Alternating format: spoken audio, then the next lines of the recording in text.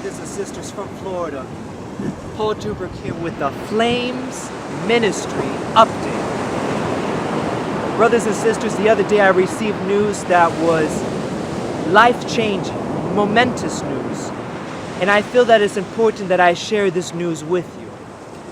You see, internationally and nationally, we are seeing a movement right now for Sunday rest. We have seen it as far as the country of Israel, where the Jewish nation has openly declared in their newspaper, Sundays off would be a good thing for their nation. Because they have such a legalistic way of keeping Sabbath, Sunday rest would be very beneficial. We have seen in the country of Britain, in their national newspaper, The Guardian, talking about Sunday rest, how it would benefit their economy. And we have even seen in our nation a Dodge Ram advertisement talking about the importance of a family day, the importance of Sunday rest. In a work world, what difference will one day make?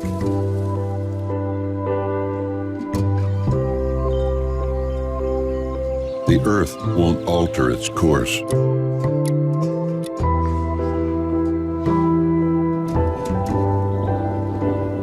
Cats and dogs will be cats and dogs.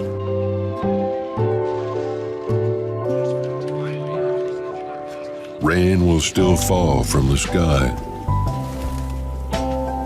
So take time for Sunday. Just know that your truck has a little thing for Monday.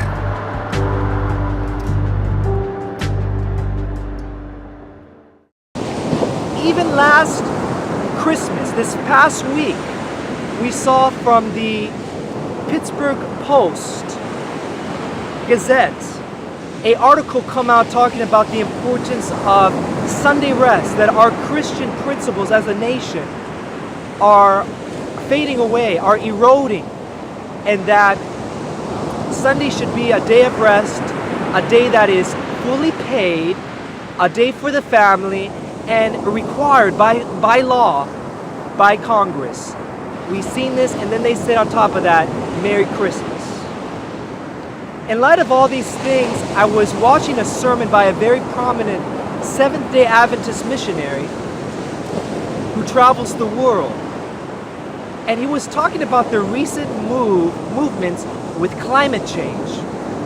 As we know, President Obama and Pope Francis met this past September discussing these climate issues. A few months ago, Pope Francis issued the papal encyclical entitled Laudato Si, where he outlined a plan for the global climate chaos. We're seeing natural disasters occur more frequently and with more intensity. And he stated in his encyclical that this is a very serious issue for our world. He said very plainly in his encyclical that it's not so much of an environmental issue as it is a spiritual issue. You see, in his encyclical, he stated that Sunday rest is going to help heal our planet and is the solution to global climate chaos. That very same day, President Barack Obama came out from the briefing room of the White House and announced that he deeply admires the papal encyclical. Let's read what he said. He stated, "I welcome His Holiness Pope Francis' encyclical, and I deeply admire the Pope's decision to make the case clearly, powerfully, and with full moral authority of his position for action on global climate change." You see, brothers and sisters, it ain't just talk, it's action on global climate change. As Pope Francis so eloquently stated this morning, we have a profound responsibility to protect our children, our children's children, from the damaging impacts of climate change. I believe the United States must be the leader in this effort, which is why I'm committed to taking bold actions at home and abroad to cut carbon pollution, increase clean energy and energy efficiency, and to build resilience in vulnerable communities, and to encourage the responsibility of stewardship to our natural resources. We must protect our world's poor, who have done the least to contribute to this looming crisis and stand the most if we fail to avert it. I look forward to discussing these issues with Pope Francis when he visits the White House in September. And as we prepare, notice they're a team, as we prepare for global climate negotiations in Paris this December. It is my hope that all world leaders and all of God's children will reflect on Pope Francis's call to come together to care for our common home. The preacher that I was listening to was talking about these very things, and in light of all these things taking place, he forecasted we are going to see Sunday legislation in the next 6 to 12 months. When I heard the preacher saying these things, I was in my room and nobody was around at the time. I was cut to the heart and was thinking, could it really be this soon? Are we that close to the fulfillment of Revelation 13? And I got down on my knees in my room and I prayed to the Lord, if we really are as close as the preacher said, I pray for a warning, Lord, a divine warning, and that you give one of my family members a dream. I went to bed that night, and it so happened in the morning I was speaking with my sister, Rose Juper. She came to me and she said she had a very unusual dream the night before. In the dream, President Barack Obama was in an auditorium making a public announcement. He was talking about the need for rest in America. He stated that Americans need rest and that new laws are going to be implemented which are going to enable this rest. Then he finished with the word of prayer. Immediately following his announcement and his prayer, he started to take pictures with the people in the auditorium. He approached Rose and took a picture with Rose. In the picture, Rose was frowning and President Obama was smiling. Obama said to Rose, "Why are you frowning? Are you not happy to take a picture with your president?" And it was at that moment that Rose said to the president, "I know what this rest is all about. It's about a national Sunday." It was at that moment that President Obama said, "You're a very smart girl." And then Rose said to him, "Do you know what this means from the Bible? Do you know what a Sunday law means based on the book of Revelation?" And Obama said, "I've never considered these things." It was at that moment that Rose said the Spirit of God came upon her, the authority of God. And the Lord spoke through her right to the president and said that this law is going to cause people to lose their eternal life. The dream ended. My sister was telling me these things, and I found it to be a very interesting dream. But at first I didn't see the connection with my prayer. I was fasting that day and doing some work on the internet. The Lord was continuing to speak to me that day, telling me that the end is coming and the Rose's dream is significant. I was trying to dismiss these thoughts and continue my work, but repeatedly the Lord was speaking to me, the end is coming. I would try to dismiss it. I'd go out for some fresh air, but repeatedly the Lord was speaking to me the whole day. I couldn't get away from it. It came to the point where I finally said, "Lord, you have my attention. I'm going to study the Bible." As I studied the Bible, the Lord directed my thoughts, and I came across some very interesting information. In the book Maranatha, page 253, it says, "Now we seem to be unnoticed," speaking about the Seventh-day Adventist people. "But this will not always be. Movements are at work to bring us to the front."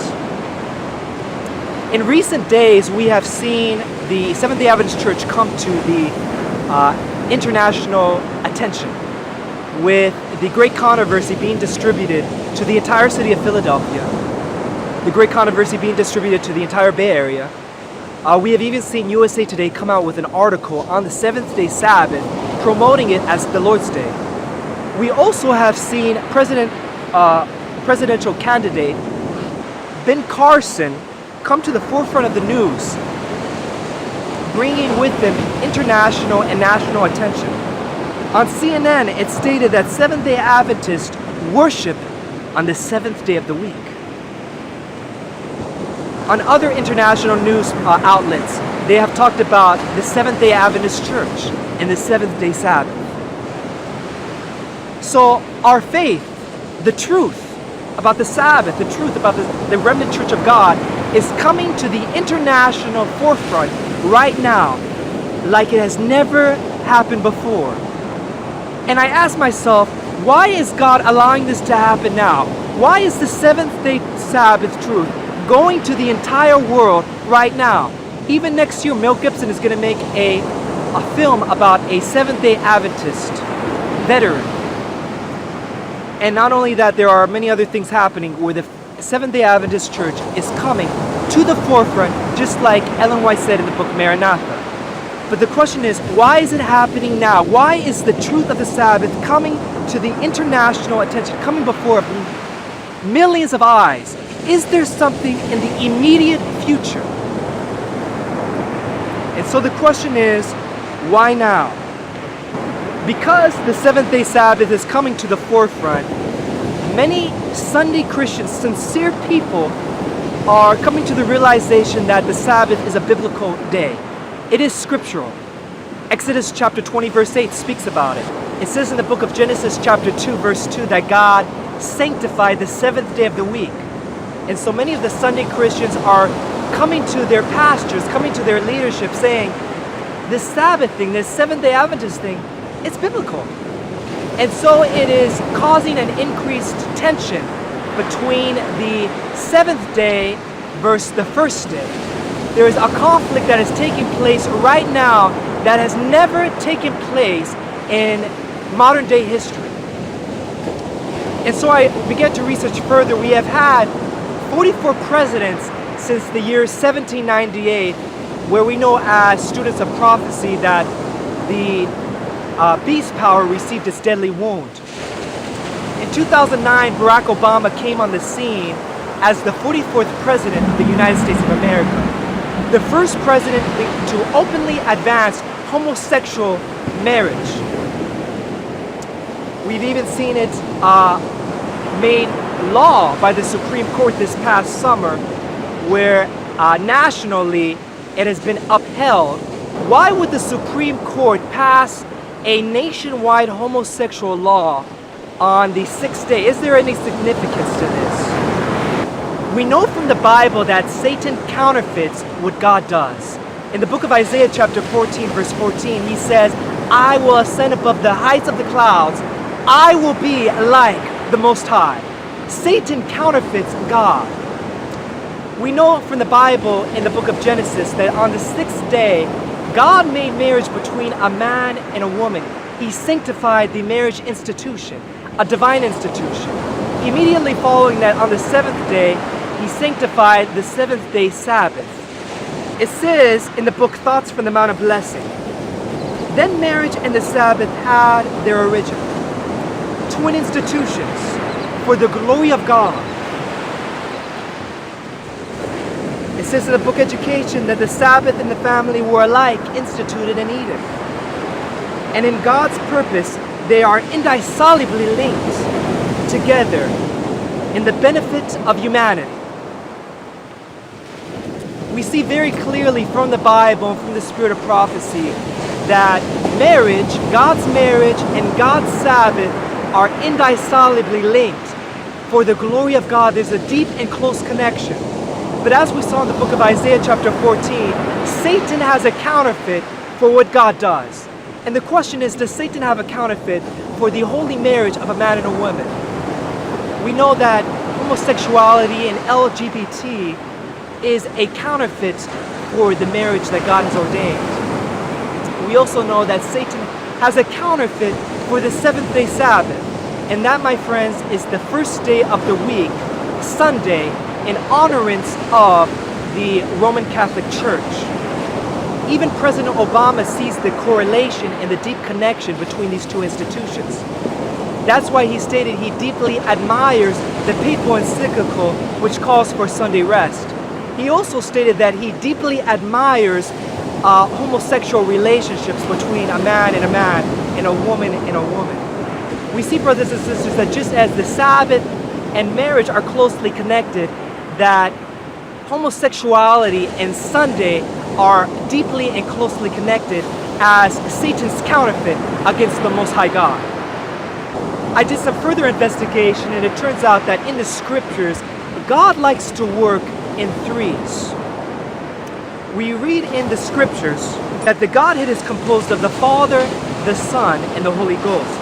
Matthew chapter 20, verse 19. We read in the book of Revelation chapter 14, verse 6 through 12, of the three angels' message. We also look at the sanctuary, the holy tabernacle, where we see three different compartments: outer court, holy place, and most holy place. Brothers and sisters, as we have seen, Satan has a counterfeit for what God does. Just as God works in three, Satan also, interestingly, works in threes. We read in the book of Revelation, chapter 16 and verse 13, that there is a counterfeit trinity: the dragon, the beast, the false prophet. We read in the book of Revelation, chapter 16 and verse 13, that there is three unclean spirits. And we look at the temptation in the wilderness where Satan tempted Jesus Christ. Amazingly, if you read the book of Matthew, chapter 4, verse 1 through 11, Satan tempted Jesus Christ 3 times. And so as we look at what President Obama has done while he has been in office, he has passed the most controversial laws in American history. It started with Obamacare, which uses force. You have to buy health insurance or else you will receive the penalty fees. We have seen just this past summer, the Supreme Court uphold homosexuality, another law that implements force. You ask, how does homosexuality implement force? The Word of God says that homosexuality is forcible. If you look at the story of Sodom and Gomorrah, the homosexuals gathered around Lot's house and they were going to force sexual activity upon Lot's visitors. In the same way, homosexuality is going to bring the force element in America and to our world. The third, we see at Flames Ministry International, a third controversial law being passed. Satan is going to work at 3, and this third law is going to be the worst of all. It is going to be a day honoring Sunday rest, a day in honorance of the Roman Catholic power, the papacy. As I began to further research this, President Obama has approximately 14 months left in office. Amazingly, during this time, Pope Francis has declared that there is going to be an extraordinary year.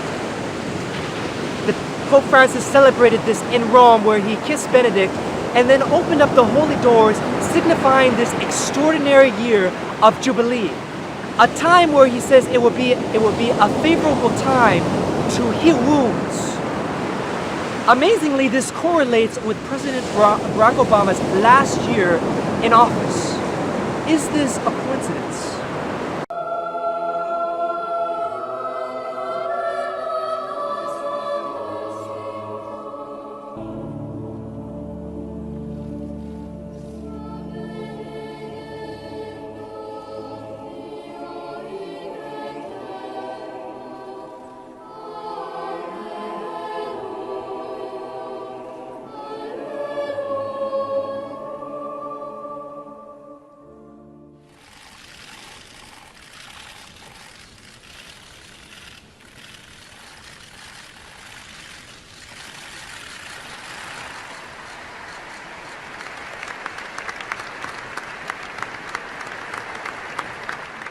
It says in the book Great Controversy, even in free America, rulers and legislators, in order to secure public favor, will yield to the popular demand for a law enforcing Sunday observance.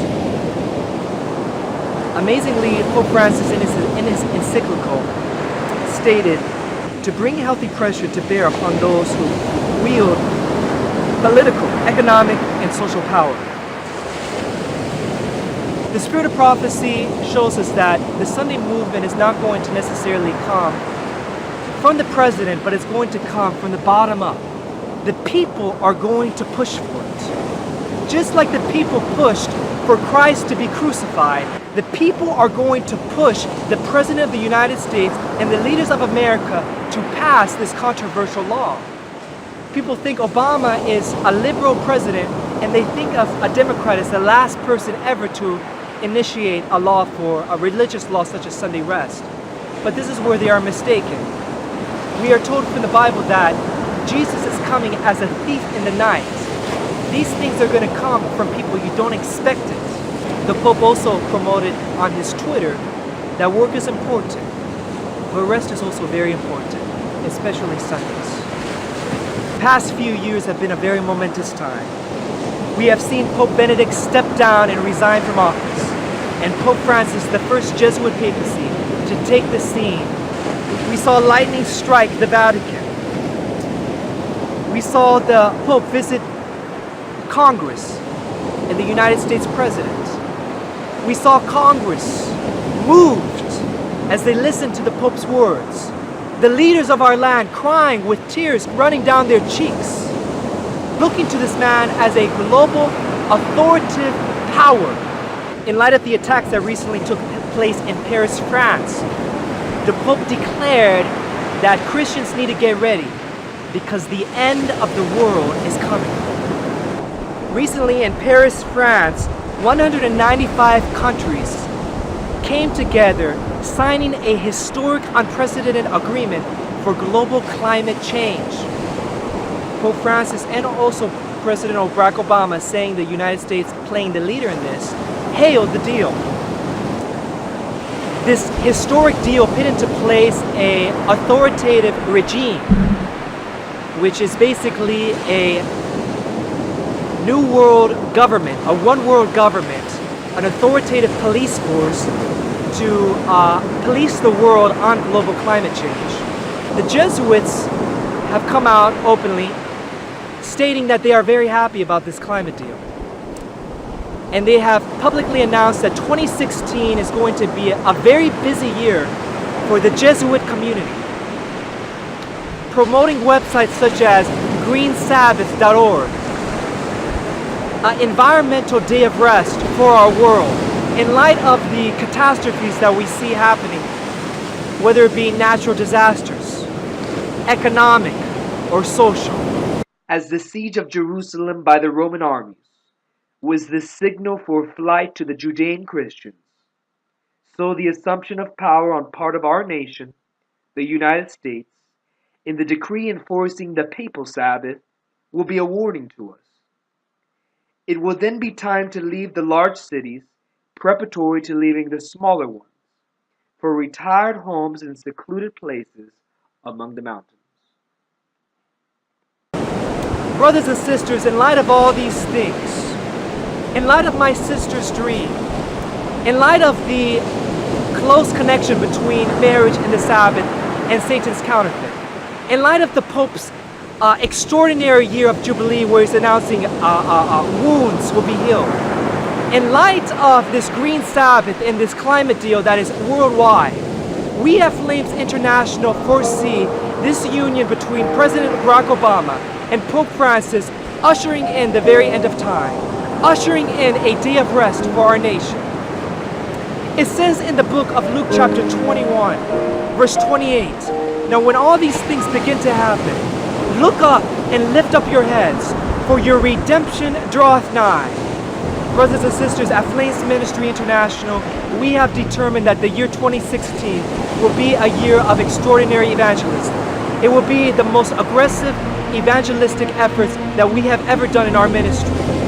Brothers and sisters, the forces of evil are combining and they are consolidating for their last great effort. They are talking about 2016, and the question is, what will you do for the kingdom of Jesus Christ?